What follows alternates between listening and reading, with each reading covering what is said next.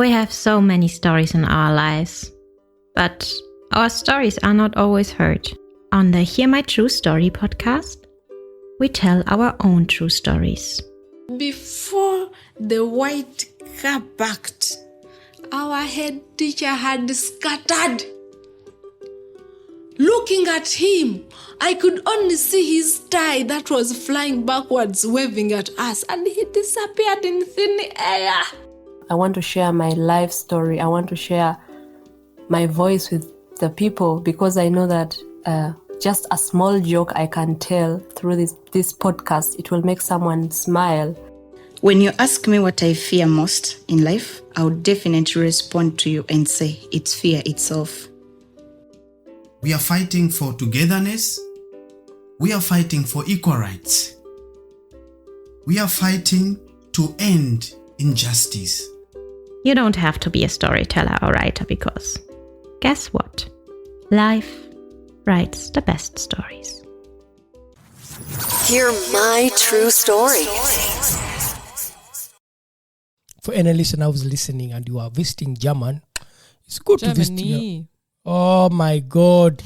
Any listener who's listening to this podcast and you'd like to visit Germany, I learned this again. So please come to Marburg. Yes, definitely. It's a nice city too. Yeah, it's worth it. I hope the city pays me for this. They should. This is your favorite time of the week with your number one podcast. Hear my true story.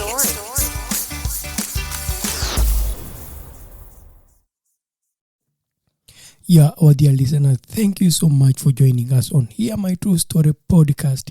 It is me, Otako, your host. Yes, this week we continue our conversation with Bex.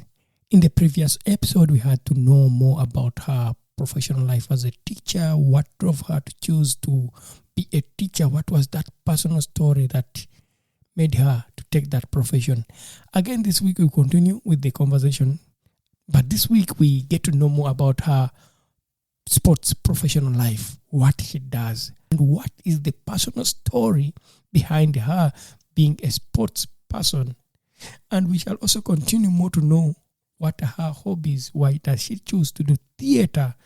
As a theater person, how does she mix theater, sports, and being a professional teacher? In this episode, we shall get to know more about that. If you want to know more about the kind of sports and theater she does, please stay tuned on our podcast and listen until the end of the episode, and then you'll get to know more about the wonderful works and projects that she has worked on as a sports person and also as a theater maker and a theater artist. Thank you so much. Yeah, we are really happy to have you this week. You are welcome, my good friend. Thank you. I'm so happy to be here again. Yeah, it's such an honor. Yeah, can you please maybe again introduce yourself? Mm-hmm. Yeah, I'm Bex. I grew up in Leipzig, a city in the east of Germany, and now I live in Marburg. Yeah, thank you. That's nice. I'm also called Otako, your host, and I also live in Marburg. Mm-hmm. Yeah, I'm really happy to be in Marburg. It's a nice city. Definitely. I love it here. Do you know what I love about Marburg? What? It is so small that I can meet everyone that I meet every day. I can meet them 2 times a day. Definitely. The way, it's quite, everything is so close to each other. Yeah, and for any listener who's listening and you are visiting German, it's good to visit. Oh my God. Any listener who's listening to this podcast and you'd like to visit Germany, I learned this again. So please come to Marburg. Yes, definitely. It's a nice city too. Yeah, it's worth it. I hope the city pays me for this. They should. Anyway, yeah. So, our wonderful guest. So, I would like to ask you one simple question. You do sports too? Yes, I do sports. I have one favorite sport. It's hockey. It's field hockey. Hockey? Yes, with the stick. Could you maybe say that for our dear listeners, for those who don't know hockey, maybe like me, can understand what is that game? Hockey we have a stick, and we are only allowed to play one side of the stick. That is what makes it different to ice hockey. They can use both sides of the stick, and we have a round ball. It's quite heavy, and we run with shoes over grass. And if we play outside, so field hockey, there we have 10 players per team and one goalkeeper, and we play against another team, so it's one team against the other. Wow. What are some of the rules in this game that someone should not do when they play hockey? You are not allowed to use your body. So if the ball touches your feet, then it will be like the other team will get the ball. Only the goalkeeper is allowed to use their body within the D. So this is a half circle in the last area of the field, and just in this area you are allowed to hit the ball in that way that it can go into the goal. So the aim is actually to achieve goals. You can actually achieve goals, but in this way you just shoot a goal, and then you do this with very hard hits. And what is another rule? You are not allowed to play the ball in a dangerous way. So a lot of rules are made to protect the players, because it can be quite easily happening that you hit another player with the ball, and that obviously is dangerous in some way. Wow, that's nice. Thank you so much for really describing for us this wonderful game, hockey, field hockey. And be clear, there's field hockey, and then there's also ice hockey. Wow. So anyway, what is your personal story? I mean, why did you really, among all games, you start playing hockey? What was that love? What is that story that maybe our listener would like to know? I was, at a very young age, I was actually more like a lazy person, I think. So at least my mother called me lazy. And she said, you have to do sports. And there was one hockey club in the neighborhood. So it's just as simple as it is. You don't have to walk very far. It was right next to my first school, the first school I went to. And I went there for the first session, and they made me try it out. And apparently I was a natural talent. This is what they told me back then. And it was it was good fun for me, and I loved it from the first second. And then I continued playing since then. So it's quite a long time now. Wow. So did it fit well in your laziness as a child, because it was just near and you could walk? Yeah, I could walk there, and it was in my neighborhood. Yeah, very convenient. And then why didn't you just drop it right after maybe growing up? It became such an important part of my life. I think I trained 2 times per week, and it was such a good time, like after school, and I met my friends there, and I feel like the movements you do when playing it, they feel good to me. Like my body really likes these movements. Sometimes if I haven't played for 2 weeks, my body misses moving in the certain way as I do when hitting the ball, for example. Wow. Our dear listeners, just to let you know, one day Bex invited me to play some hockey, and I went there and I played hockey. And of course, to let our listeners know well, I also played hockey when I was a kid. As a child, in my primary school, we were supposed to choose games to play in our physical education, and I went to a stadium. Yeah, stadium. And then there were so many games that I had to try out. And then the first game I tried out was boxing. But I was boxed very well in the boxing ring, and I couldn't stand well. Then I quit boxing. The next day I said, let me try out another game. I tried out cricket. But every time they throw a ball, I could not catch anything. Then I quit cricket. The next thing I looked around, I said, okay, athletics. Let me try out athletics. I could run, and always I was the last person in running. So I looked at people playing field hockey. I was like, oh, come on, it's just a ball and a stick. Let me try that out. Mm-hmm. And I succeeded, and I ended up playing hockey. Yes. Yeah. But I miss it so much because I can't play it anymore.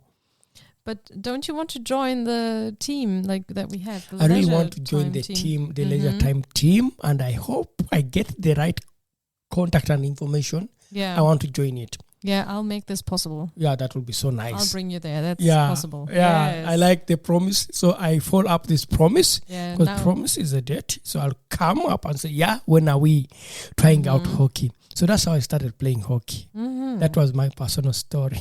Yeah. Yeah. So, what is your? Do you have any major games you have played hockey, or do you play it professional, or do you play it for leisure? First, it was just for like in my leisure time, but like when I turned 10, it was the time to go to the secondary school, and then I chose to go to the Sportgymnasium. So it's a special school in Leipzig, my hometown, especially for sports. And there, then I had hockey training twice a week in the mornings. And then additionally the hockey training in the afternoon. So by doing this, I kind of decided that hockey wasn't anymore just my free time activity. And when I turned 15, I also changed to a different club. They were more successful, and we played against teams in Berlin. So it wasn't only in the teams of Saxony, the federal state I grew up in, but it was more like, it had to do with going further away for playing matches. And then when I was 17, I also got part of the hockey, so of the women's team, the adults team, and they played in the Bundesliga. So, and also as a teenager, I tried to, so 2 times I went to national camps, so in order to see if I could maybe become a part of the national team, but I didn't succeed. So, well, that was a rather unsuccessful part, but still, it was a great experience that I was there. So I had to go to Cologne, and it was very exciting. So are you still playing it now, as in professionally? I'm not playing it anymore professionally. Here in Marburg, we have a team, which I'm very grateful for, because there aren't many teams in Germany. It's not as... Yeah, you don't have it everywhere like football. You could find a club everywhere. But so we play in a lower league. But I did, even though I went to Marburg for my studies, there was a time, like when I was 23, when I always went to Frankfurt because I wanted to play Bundesliga again. So I changed the club from Marburg to a team in Frankfurt. And so I always went to Frankfurt for all the trainings and all the matches for 1 year. Yeah, wow. But now you didn't really reach the Bundesliga. Well, I played Bundesliga back then, but now not anymore. So Not anymore. No. But so you really experienced it a bit. So why did you decide to leave that and not push for Bundesliga anymore? Why? It is quite a tough place or a tough atmosphere. It's a lot about bringing the right performance, always being perfect, always doing the right thing, always just being there for the sport. And I felt like the teams in Frankfurt weren't kind anymore. So it's like you get into the professional sports area, and suddenly people aren't nice anymore because you are just there for playing, or at least this is how they treated me. I can imagine that a lot of people feel like, oh no, still it's a nice area, but for me, I felt like I was only welcome because I'm a good player, but not as a person. And therefore, personally, I didn't like it there anymore. And now here in Marburg, I feel like even if I have a bad day, they will love me as a person, and that is so much more important to me now. Mm-hmm. So, if I just ask another question, how does socializing play so much in this game? Because we talked about people liking you and maybe not liking you. Can someone really lose out playing this game when there's no good socializing within the players? Is it a team game, or can it be individual game?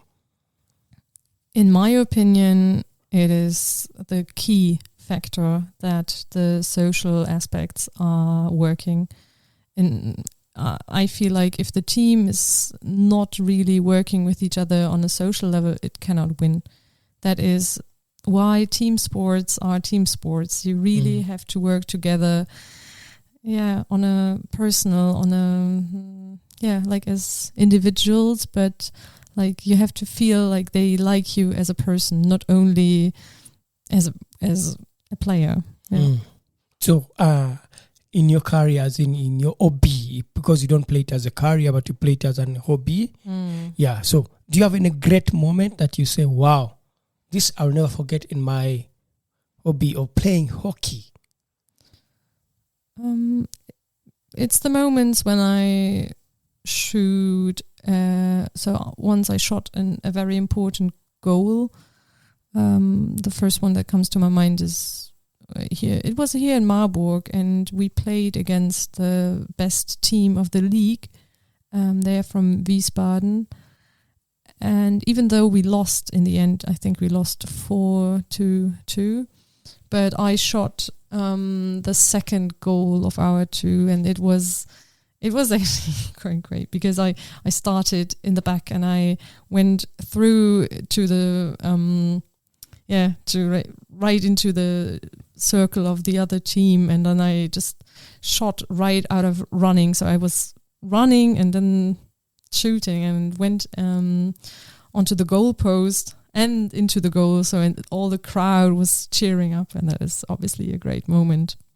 Wow. So are there more fans of field hockey in Marburg? There aren't, but I'm always bringing my friends to watch it, and obviously my girlfriend is watching, so we have our personal fans, but yeah, you cannot compare it to football. Sometimes we played in front of nobody, so this also happens many times. Yeah, I like watching hockey when it's being played, but because also I didn't know that there is hockey in Marburg. Maybe next time I can also be one of the audiences in the stadium. Yeah, it's always a problem of promotion, I guess. Nobody knows about it, and maybe if more people knew, then they would come. Yeah. So, do you have any worst moment from this game? Worst moment, like I remember as a youngster, like when I was still a teenager, we played in one of the higher. So I think we managed to go to the. It wasn't the German Cup, but it was higher than only the normal league. And I was a teenager, and I had an opponent who was always like annoying me, and I really became angry, and then I hit her right in front of everybody because she was so annoying me. Like, I don't know, I just pushed her with, I don't know, my hand away, and the referee gave me the yellow card. So we have a green, a yellow, and a red card, and the yellow card means you actually have to leave the field. You are not allowed to play anymore for a certain time. And I wasn't allowed to play for, 15 minutes. So it was quite a long time. And the match was over. And my coach, my coach was extremely angry at me because it was a stupid it's a stupid reason why you have to leave and you are not allowed to play anymore because you feel like, no, she provoked me and that's why I don't. that's why I pushed her and but in that moment I feel like, no, I really had to do it. And I can now, as an adult, I can laugh about it because I feel like, yeah, this is how teenagers are. They react very emotionally to certain things, and I feel like I can understand my younger I. Yeah. So when you remember that, I hope that person is not listening to this podcast. Yeah. Well. Yeah, I can say that. Yeah, it can be really challenging most times when people are passionately playing with the game, you know. For me personally, I used to also play like football, but not so much, but I used to watch football. As a teenager, I used to watch football with all my passion. The worst thing I remember was I was supporting it. It was World Cup, I think 1990, some World Cup in 1998, something like that. And my father was supporting another country, maybe France, and I was supporting Brazil. And then France won and Brazil lost. I cried all night. I did not eat. I was so passionate. Yeah. Until then, I quit supporting football because I was in it passionate with all my emotions. But after I realized that these players are not so close to me, so I quit supporting football and I focused on playing football. Then I was playing football, but then my father said, we don't have any footballer in our family, so you may not make it. Oh. And then I stopped playing football. So that brings the question. Did you have any person in your life or your circles, your family closest that supported you in really doing this game as a young person? I don't know.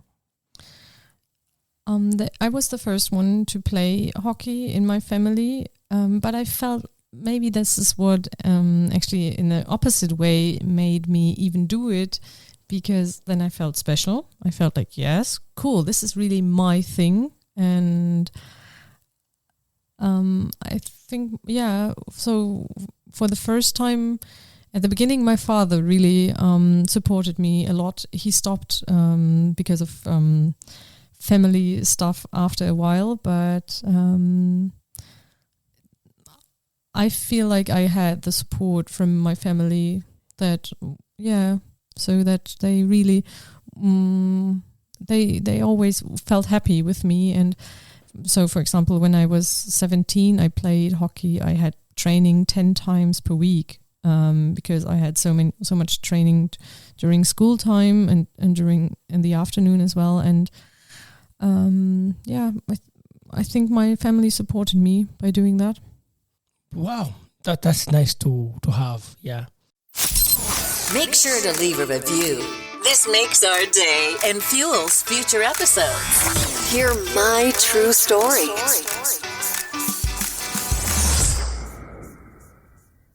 But also you do theater as a person. Wow. I like that. So you have theater as your hobby too, or is it also a profession? No, I would say this is my hobby next to my hobby. It like I had as a teenager, I had one free afternoon, and I chose to play theater during this afternoon because it was such a different world from the hockey world. And well, when playing hockey, playing hockey as I did it, you have to be strong all the time, and it's about performing. And I like this. I think this was important for me as well. But I really enjoyed having a creative and more, a way of growing as a person space. So I felt like playing theater as a youngster was important to me because I could experience my character, experience how it felt to be on stage, and to experience or like to experiment with language, with to also go into different roles. That was really fun for me. And what is your personal story about doing theater as an hobby for you? Did you just start from nowhere, or is there something in the background, just like hockey? Because hockey, you had your mother saying you are lazy at home, go do some sports. Then what was the story like for theater? There was a boy in my hockey surrounding, so I don't know if he was in the same team, like the same club. And he said he plays theater and I should go there and have a look. And this is what I did. And I felt like it was so interesting for me because people there were so different from the people I knew from school or the people I knew from hockey. And that's how I went there. And then they had this one session where the new teams kind of were developed, which was actually you have one day where all the educators or trainers present their ideas of, okay, I have my theater time during Tuesdays at this and that time, and I want to do a play about this and that. And if you feel like this is interesting for you, come and join. And I picked the day that I had free, and I felt like, yeah, okay, this person seems nice to me. And it was such a lovely group because we were only girls, and we developed a play just for ourselves. So it was a new one. And I felt like it was such a great experience for me because I could, kind of also develop or be myself within the role, but also be a bit different. It was a really good experience for me. Wow! So that was the moment you said, "No, I can do both of them. I can do theater. I can also play hockey." Yeah, just like your teammate. Yeah, and it was really important because there were moments when it collided that was extremely unfortunate. So the theater performance days, they were fixed, obviously, and there was no way I couldn't be there because no one else could play my role. So it was extremely important that I was there. But I remember certain moments when there was also a very important hockey match, and I was supposed to be there. Mm-hmm. But on the other hand, I was an important player for the hockey team, but I was not somehow as important because other people can play my role in the hockey team, even though maybe not as good or differently, but it's not comparable to the theater situation. So, and then therefore I chose to play the theater, and of course my trainer again was extremely angry and disappointed, and I can understand, but to me there was, it's these moments when you actually have two things that are extremely important to you, but you have to decide for one thing and the other side will always be disappointed. Yeah, so you had always to choose one side all the time when it collided. Yeah, that's true. That must have been so sad for each team's theater and hockey too. Yeah, because they all needed you to be on stage or to be in the field. Wow. So if I may ask, do you still now do theater as a freelancer, or do you do it as a hobby in Marburg, or do you work with a group? I have a group here in Marburg, yes, and this group is extremely important still for me. Luckily, it doesn't collide with hockey anymore because we're not performing that much. It is a group that is a space especially for women, non-binary, trans people. So we have this idea that it's very important to us that it's a safe space, and it is not so easy to become a member. It's a small group and we're part of a bigger club here. The club is called Act Easy. And we're part of this, but we do our own stuff, and we're a group, and we do theater. I actually don't know what it's called in English. It's Theater der Unterdrückten. So it comes from South America. theater of the oppressed. Yes. Yeah. Thank you. Yeah. Yeah. That is the term. Thank you.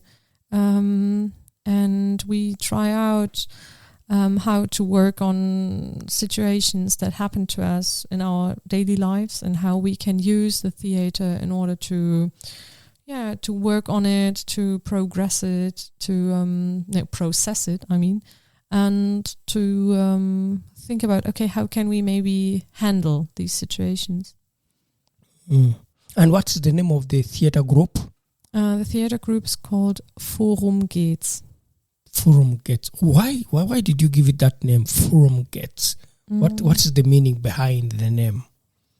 It's a little word play. We have the term Worum geht's, which is what's it about in English. And Theater of the Oppressed can also be called Forum Theater, so with an F instead of a W. And that's like the mixture of like, what's it about? But Forum Theater, so that's why Forum geht's. Yes.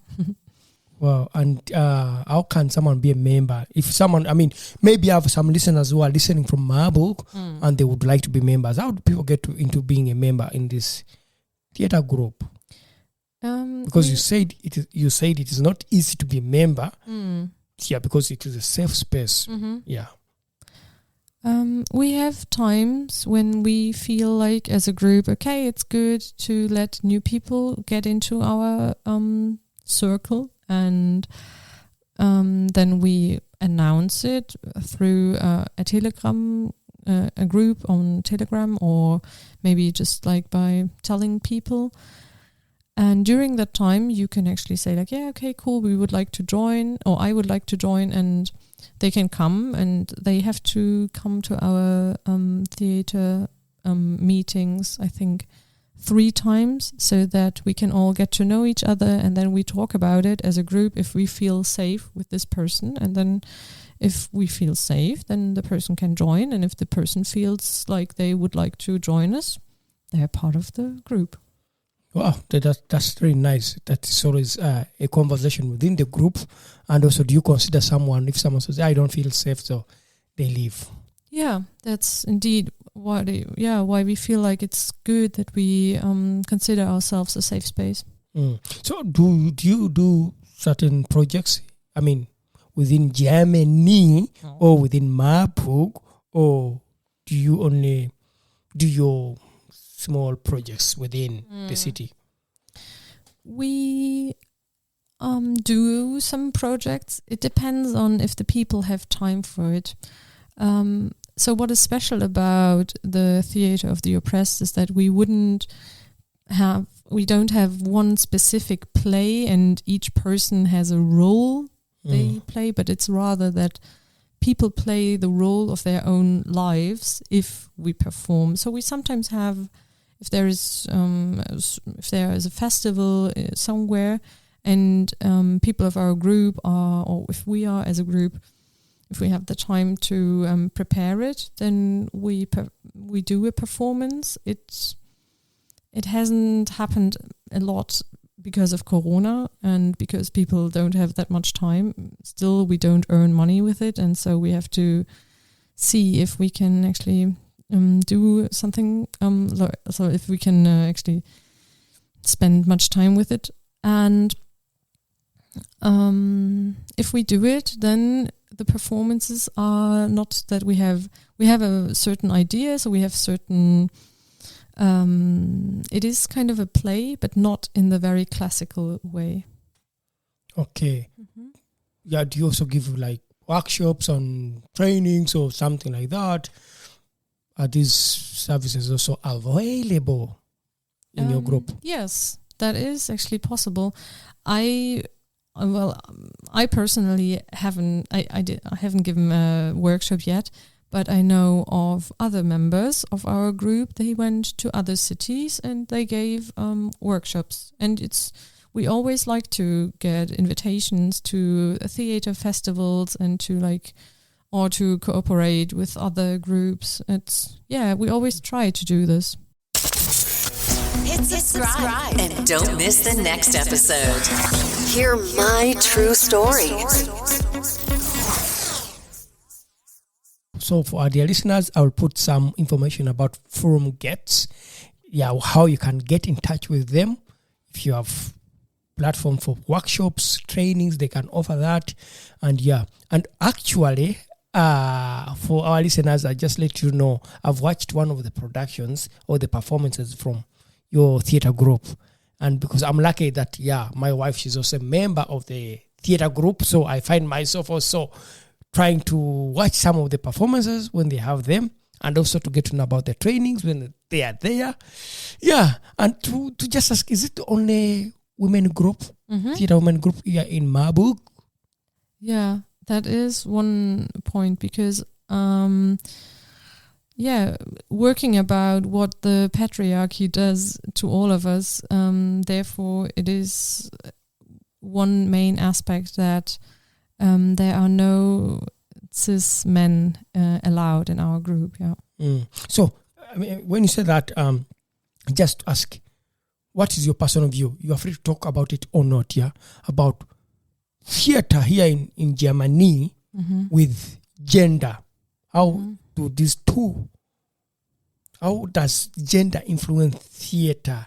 How does gender influence roles in theater industry?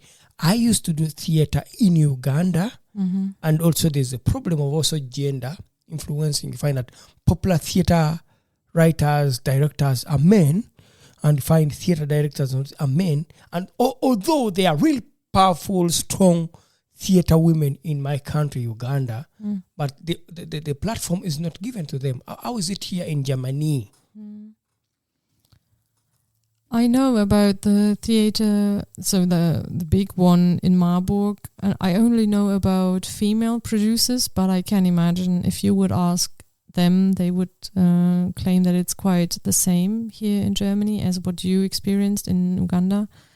My personal idea about it is that we grew up in a world where men, so like, and I would also say, so in Germany, a white man is the generalization of a human being.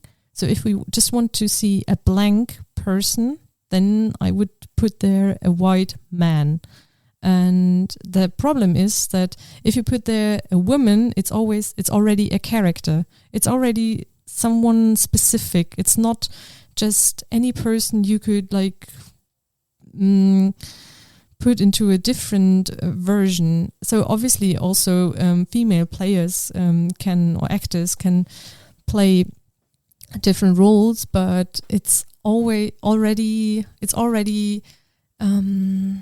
differing from the standard in a certain way, like in the way of gender in this way. And I feel like that is how it influences theater, because if you just it is that female actors will always have a specific role, and the ones who are watching it might. So, for example, I as a girl was used to thinking myself into male actors from movies or just any films and series, and I saw always men or boys as the main actors, and I had to like think, oh, this could be me.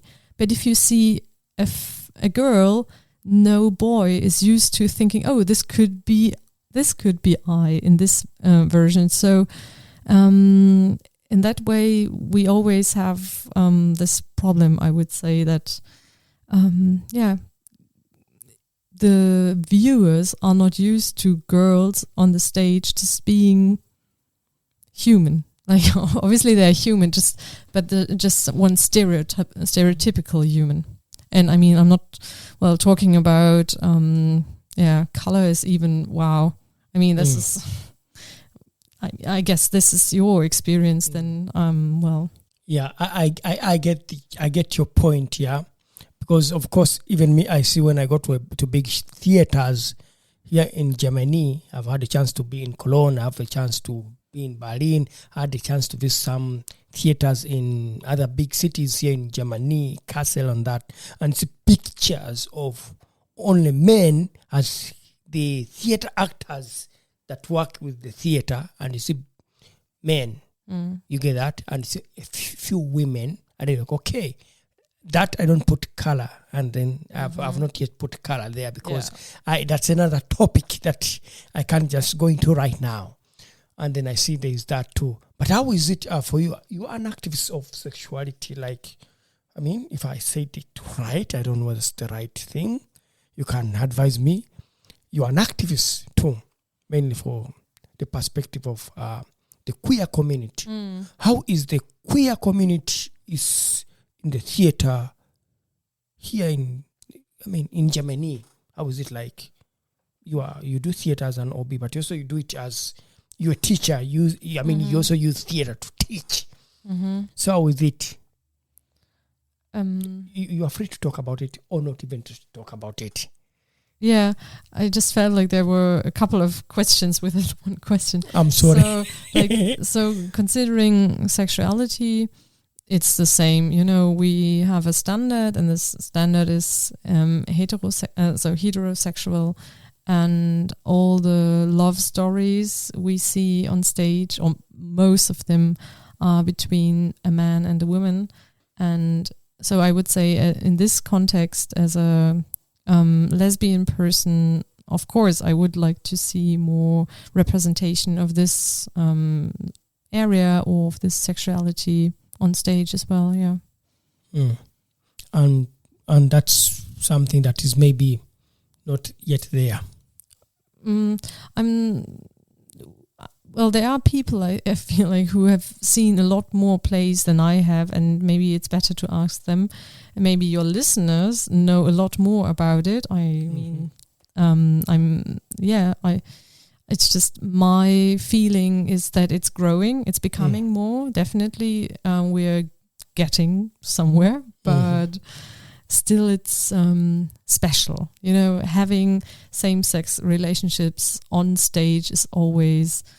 it's the same, you know, like it's the same about if you just see a man and a woman, it's love. But seeing a woman and a woman, it's lesbian love. So it's always differing from what is the standard.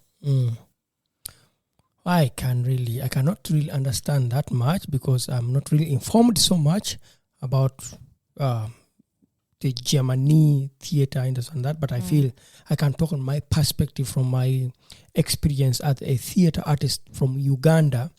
Like in 2012, I don't know, some years ago, like 10 years ago, I did a performance about the queer community in Uganda. We had a play, it was called like The River and the Mountain.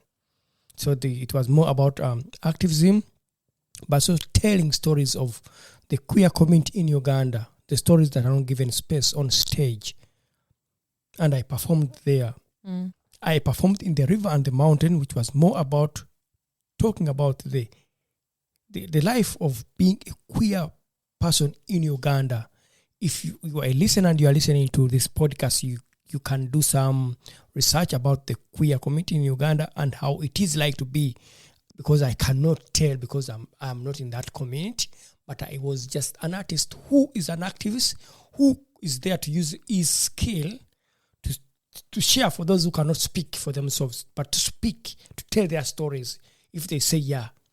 So the writer put us on stage and I performed for this play, but the play was not allowed to perform in the National Theatre of Uganda.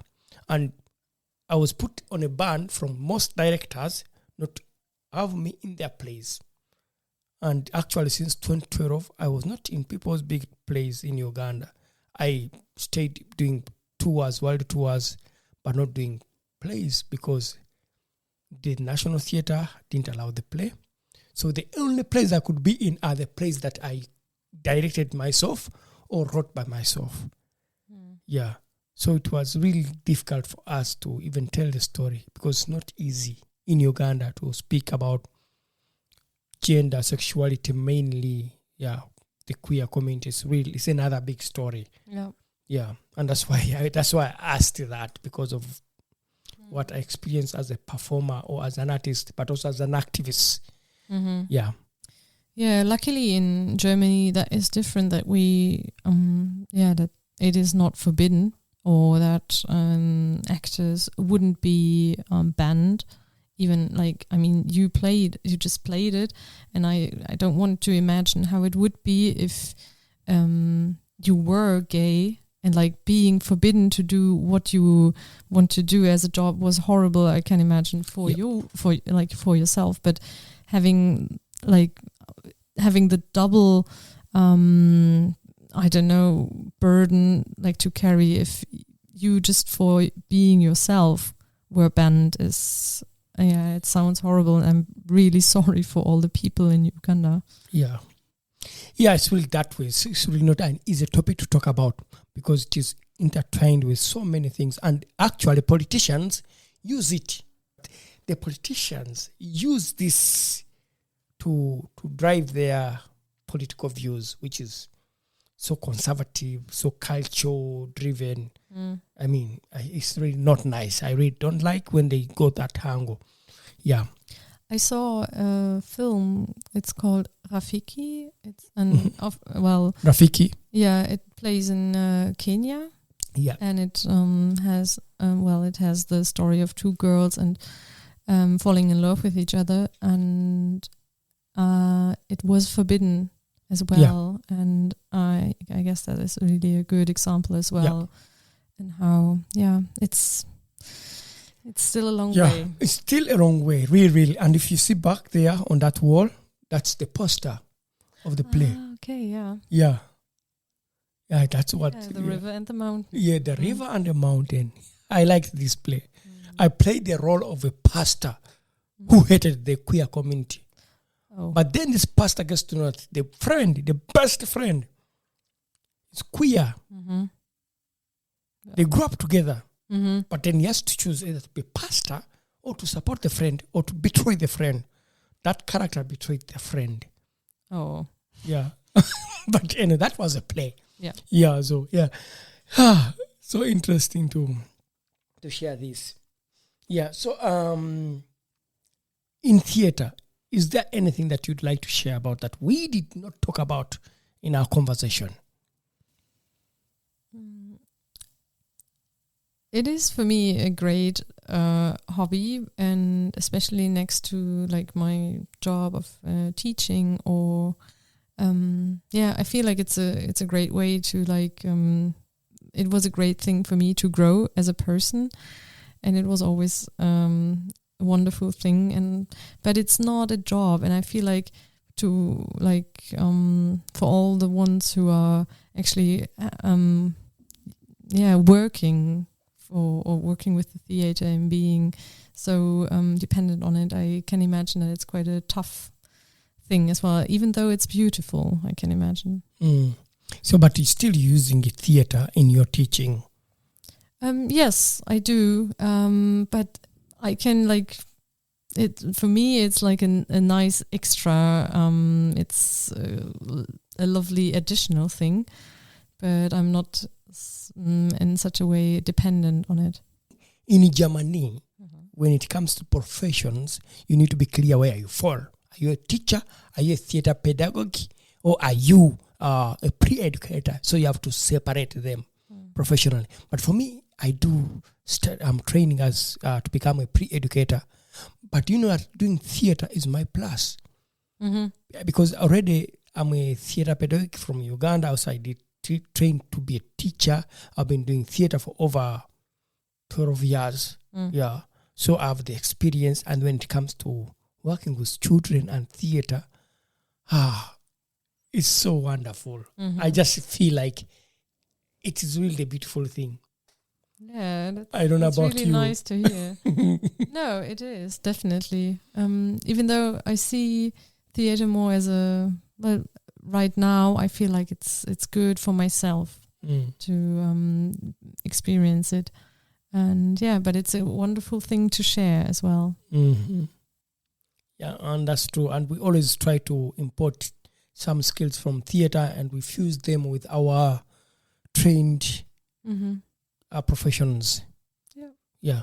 So there's a saying. I've heard this saying way back from Uganda that if someone is not a theater artist, they'll become a teacher. If they're not a teacher, they'll become sportsmen. If they are not sportsmen, they'll end up being politicians. But you are three already. You are a sports person, then you're a teacher, and then you're a theater artist. So when do you become a politician? Or maybe you're an activist. Yeah, it's quite funny because my girlfriend wants me to become a politician. Yeah, then. Well, then. Yeah, then. Actually, I encourage young people in Germany to engage in politics, because if you're fighting for queer community, you are fighting for equality, you are fighting for the black people in Germany, you are fighting for respect of others' right. If you don't engage in the political arena, who is then going to be there? Then you let a conservative person to be there. You're right. And that I would say, I'll be there to vote you by that time when you say, I'm standing for anything at any level. Count my vote on. Yeah, that's great. Okay, Yeah. Cool. Yes, because, come on, if people are open-minded and not engaging in politics, we are going to have very conservative leaders and we shall hate ourselves. Yeah, I totally agree with what you're saying. And that is true. We have to do something. Yeah. We have to do something. Yeah. Yeah, we have to talk to the people, tell the people, get to know, and they understand. Yeah. Is there anything you want to talk about with hockey that we didn't talk about? Playing hockey or playing field hockey? Well, I don't know if it's interesting to you, but it's the Women's European Cup in football at the moment, and so the media is talking a lot about that.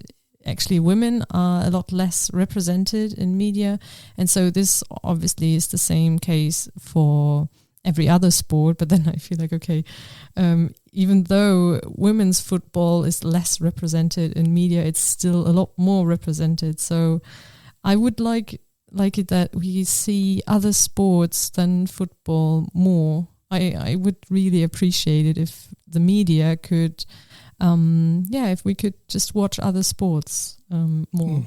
I don't know if you agree with that. I agree with you. There's too much football that comes in people's minds, and there are games that are not given the media because of capitalism. Yeah. I thought it's the capitalism again. Yeah. Yeah, you're right. Yeah, but it's good to hear it out and say, yeah, people should really promote these games to other games. Yeah. And because of time, I wouldn't want to go beyond this. Our dear listeners, really, thank you so much for always being part of this wonderful podcast. Hear my true story. And please, our dear guest, can you maybe say bye to our dear listeners? Maybe next time we have you and we talk about real interesting topics. Yeah, thank you very much for listening. It was my pleasure to be here with you, and see you maybe next time. Yeah. So our dear listeners, thank you so much. And for now, I'd like to say bye. We not only have voices for a podcast, but also faces for YouTube. Don't miss your next episode. Hear my true story.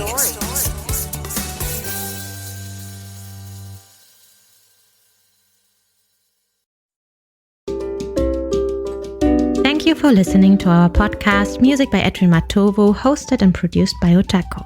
Subscribe to our podcast for more stories and visit us on our website, hearmytruestory.com, for more stories. All the links are listed in the show notes of this podcast.